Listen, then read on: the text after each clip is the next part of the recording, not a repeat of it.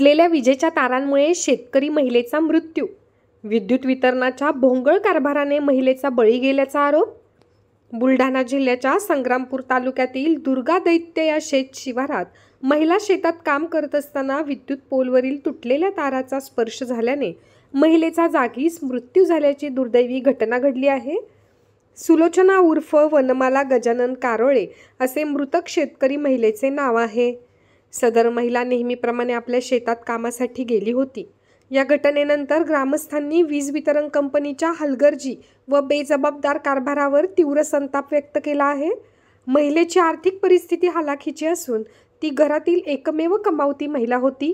त्यामुळे वीज वितरण कंपनीने मृतक महिलेच्या कुटुंबियांना भरीव मदत करण्याची मागणी केली जात आहे.